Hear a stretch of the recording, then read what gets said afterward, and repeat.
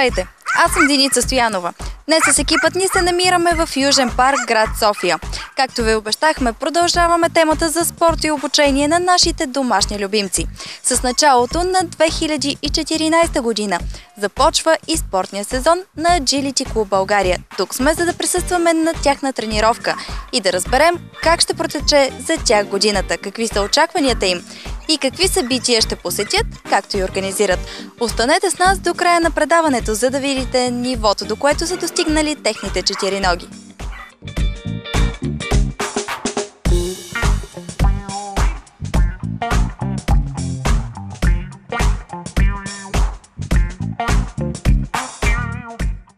За да разберем как ще протече тренировката по Agility, кои са новите оттренирани движения, как започва годината за тях и на кои международни състезания ще представят страната ни, разговаряме с председателя на клуба и национален съдия в спорта Смилена Шепард. Смилена, здравей! Днес сме в Южен парк, за да отразим поредната ваша тренировка и съответно първата, която ще заснемем за 2014 година. Кажи какво предстои да видят нашите зрители. Здравей, Дени! Радваме се, че сте тук. За нас самите е удоволствие да прекарваме свободните си дни в парка, сред природата, с нашите любимци и да се забавляваме. Какво ще се случи днес? Това е една обичайна тренировка, на която ще покажем основни движения в Agility, които мисля, че не сме показвали до сега на вашите зрители. Това са командите ЦИК и ЦАП, които са за остри завои, изпращане от разстояние и ще завършим с две трасета.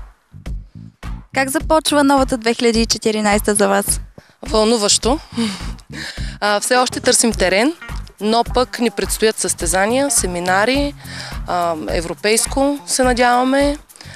Следващият месец, на 8 март, има състезание в Белград, където отново клуба ни ще представи, надяваме се много достойно, България в спорта Agility. След това на края на март месец, на 29 и 30 март, имаме семинар с Нина Грек, която за мен е най-добрата състезателка в Agility, която познавам лично.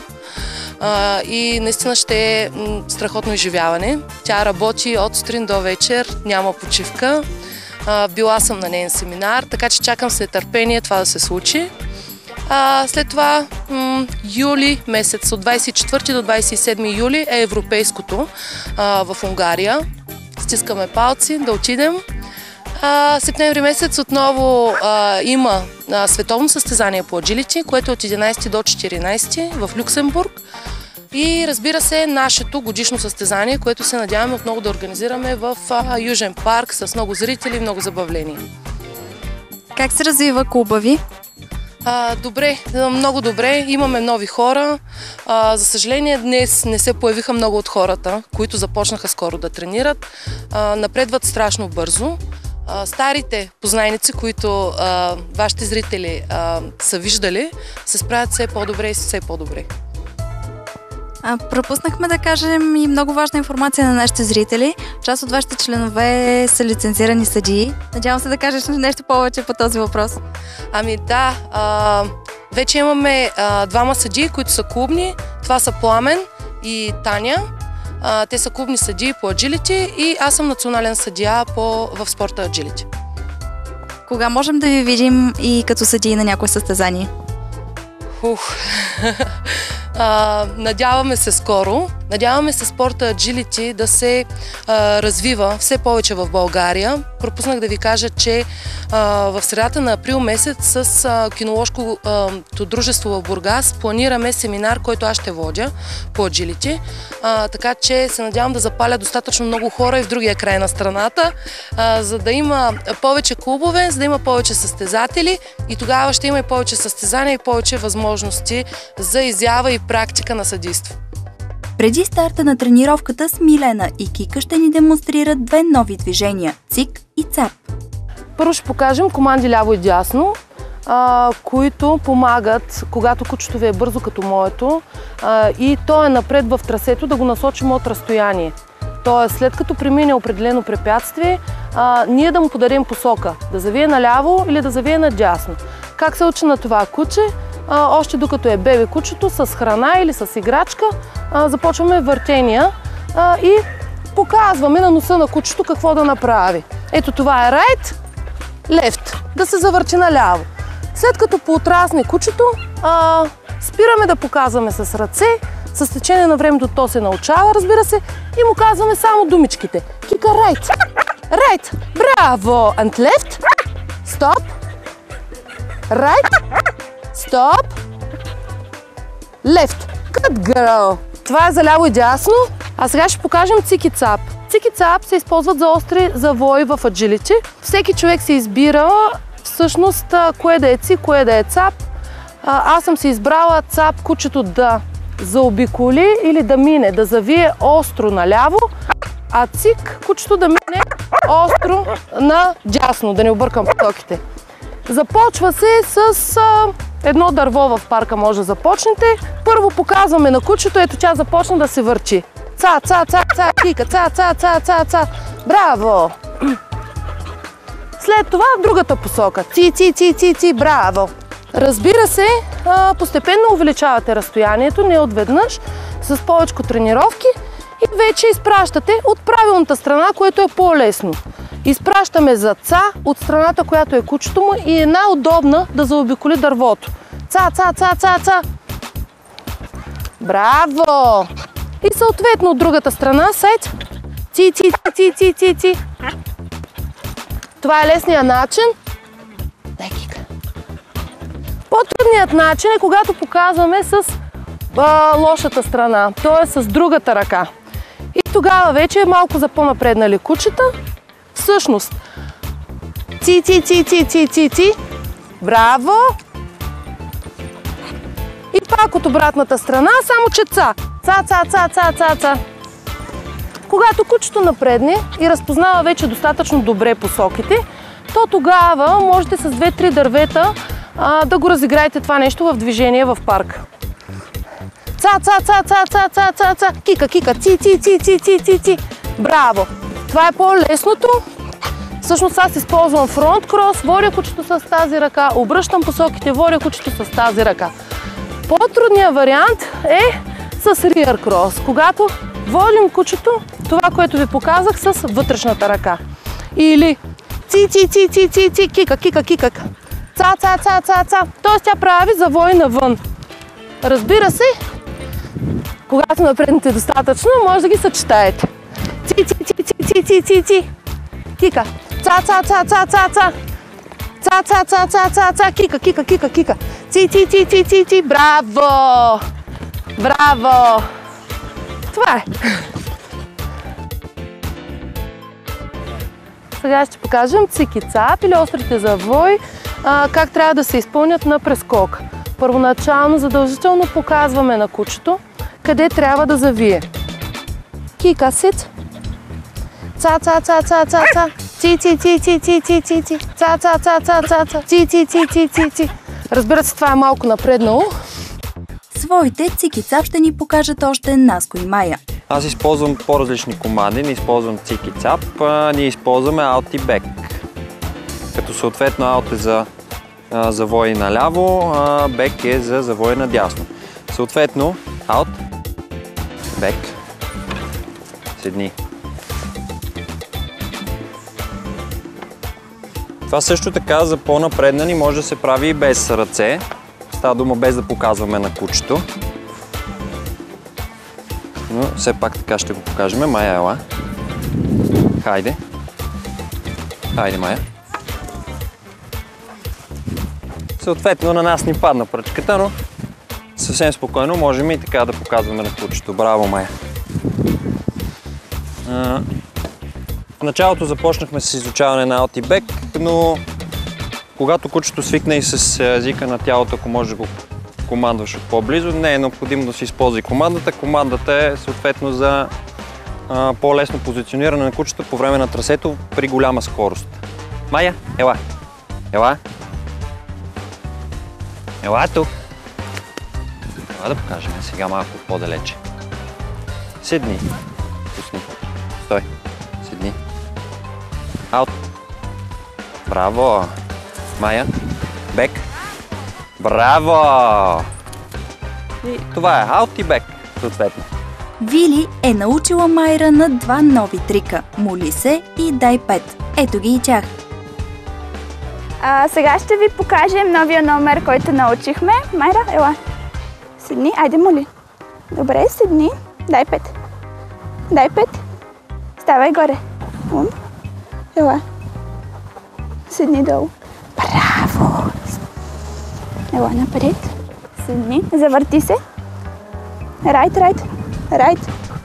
Браво!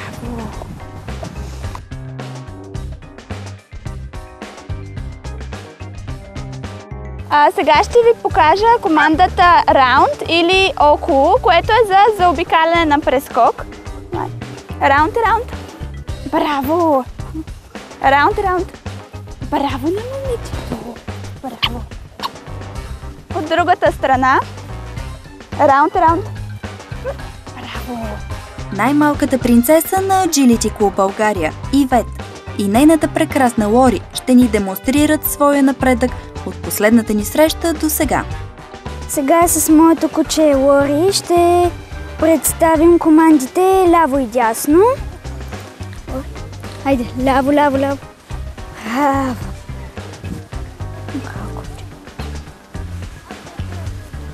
Лори, дясно.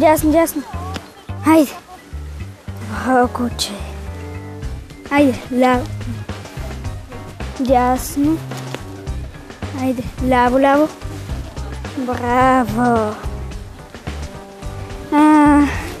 Сега ще покажем няколко команди, на които я научих.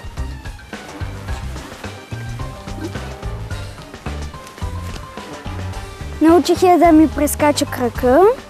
Хайде скок. Хайде скок. Добро, куче. Също знаем командите седни, дай лапа, легни долу и претърколи се. Седни, дай лапа. Хайде, легни долу. Претърколи се. Браво! След демонстрациите, направени от невероятните и лъчезарни членове на клуба, имахме удоволствието да се запознаем и с най-новото попълнение в отбора – Теодора Баева.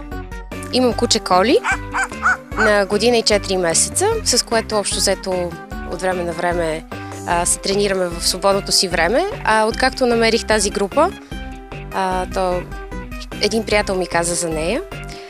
Съм много щастлива, защото съм била до сега веднъж, но за този един път успяхме да направим много неща. Вие сте най-новият член на Agility Club България. Как решихте да се занимавате с този спорт? Мисля, че е въпрос на любов да се занимаваш с кучето си и да се опитваш да усъвършенстваш и неговите умения и своето търпение.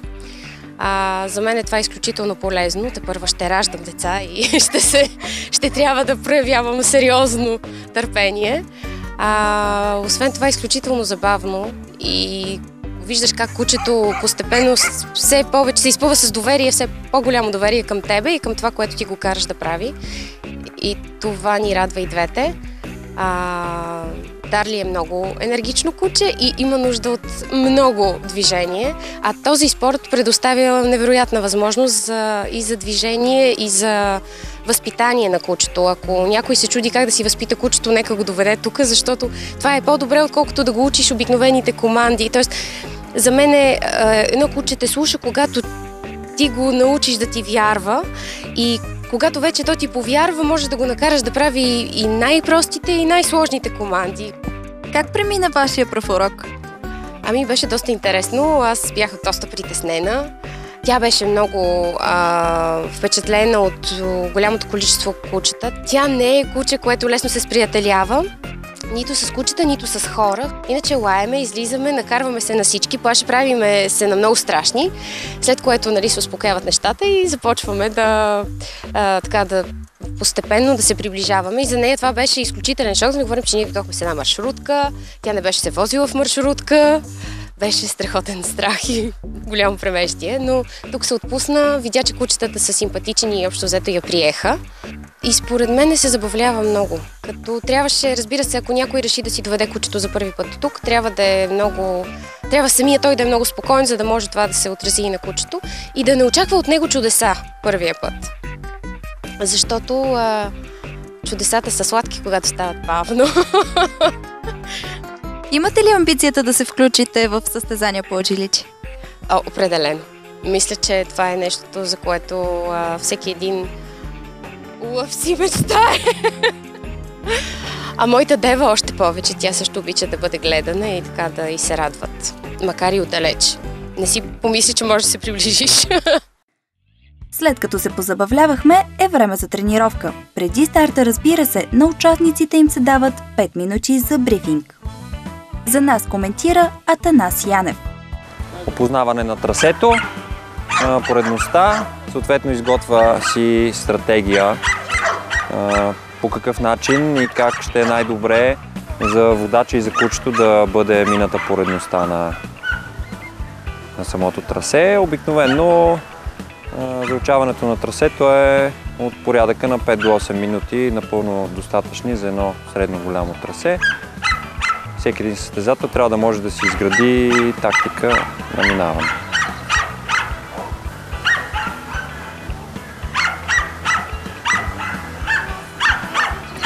Сложността на това трасе е средна.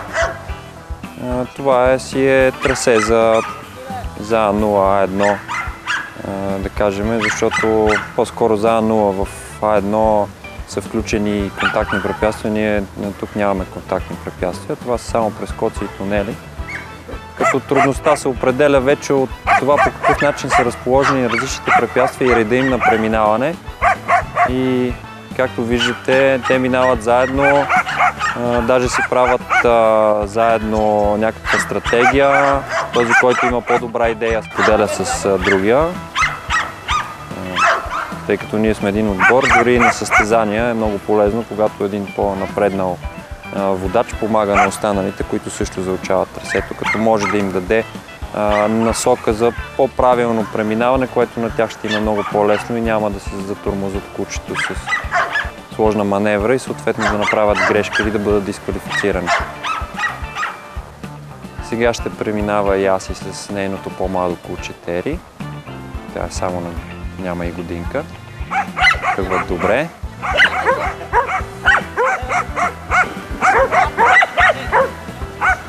Тук направих един blind cross преди жълтия тунел.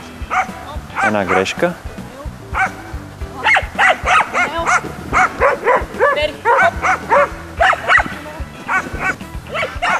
Много добре минето трасе, само с една грешка, чудесно. Сега Вили и Майра.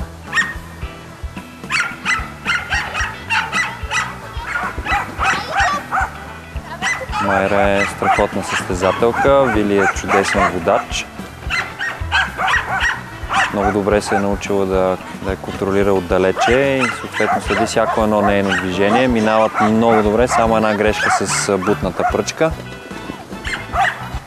И страхотно преминаване за Вили и Майра. Наско и Майя на старта. Майя е изключително бърза, затова Наско трябва да е много бърз, за да успее да контролира скоростта й. Успява.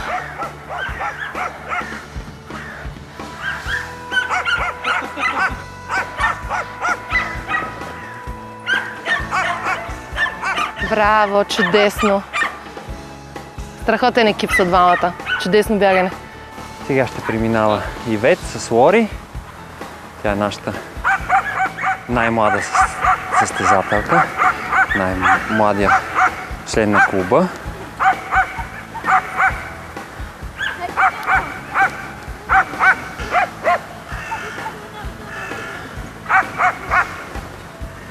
Минават много добре, прецизно.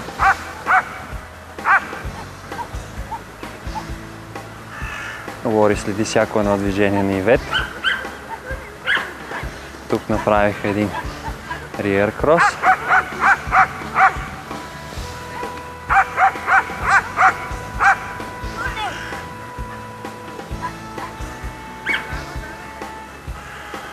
И правят много хубаво, чисто бягане. Браво на Ивет и на Лори. Сега ще преминат Таня Гетова с нейния пинчер и Маги.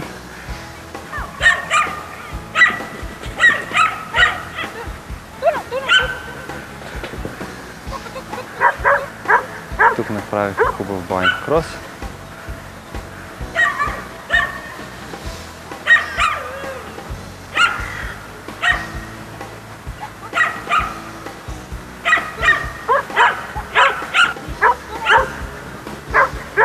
Добре се движат, не са направили грешка. И чисто бягане за Таня и Маги. Не стартира. Съответно се движат много бързо, добре преминават трасето.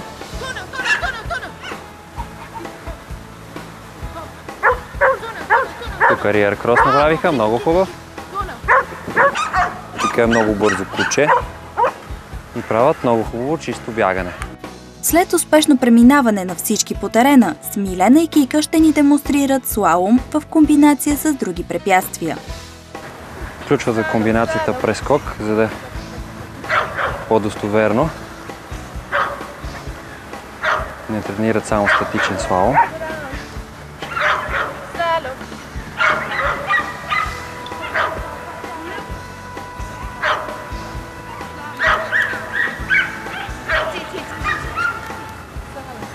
Значи Смилена включва дърветата и прескоците около нея, за да може да смени ъгъла, под който захожда кучето към входа на слалома, без значение, нали, от коя от двете страни. Съответно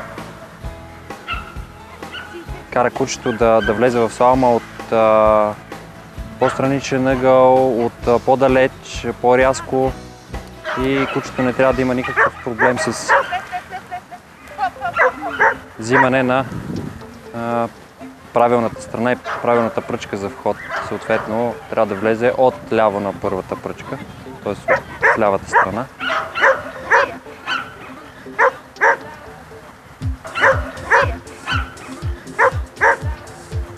Слалом за нас ще преминат и Ивет и Лори. Бавно и прецизно преминаване през слалома. Ивет и Лори съвсем отскоро тренират слалом. Представят доста добре и след време ще бъдат също толкова добри, колкото Смилена и Кика. Вили и Майра също ще ни покажат преминаване през слалом. И те включват допълнително препятствие, за да могат да сменят ъгъла на подход за слалома. Съответно тя изпраща с външната ръка, влезе добре.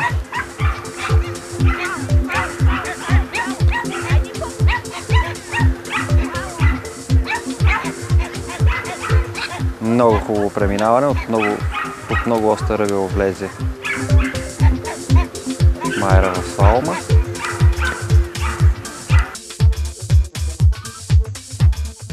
Таня Гетова и Маги са следващите, демонстриращи ни едно прецизно преминаване на слалома.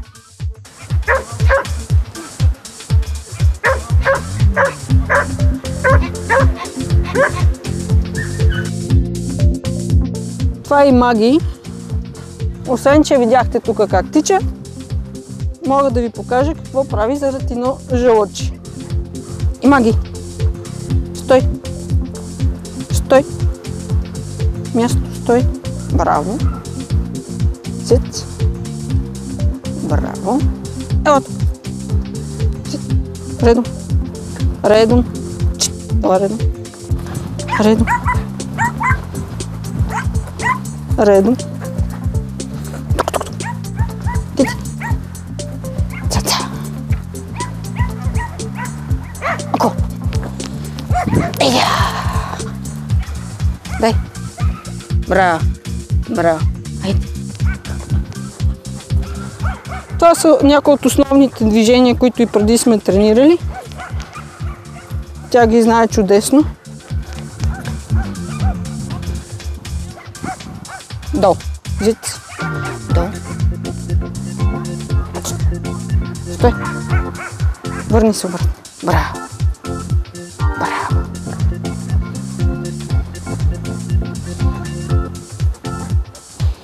Стой. Сит. Ладно съм. Усмихни се. Усмивка. Усмивка. Готова ли си? Ела тук, ела. Има ги, ела. Дай. Не. Зиц. Стой. Ето, хоп. Браво. Това е, което можем с нея. Не сме учили други трикове поради липсата на време. А сега Кика ще ни покаже колко високо се е научила да скача при команда Тик-так. Най-новите и атрактивни номера. Те първа предстоят. При команда Go Back Кика ходи назад, като качва на дърво с задните си лапички. Освен това, тя може и да се моли, все още учейки се да пази равновесие за по-дълго време.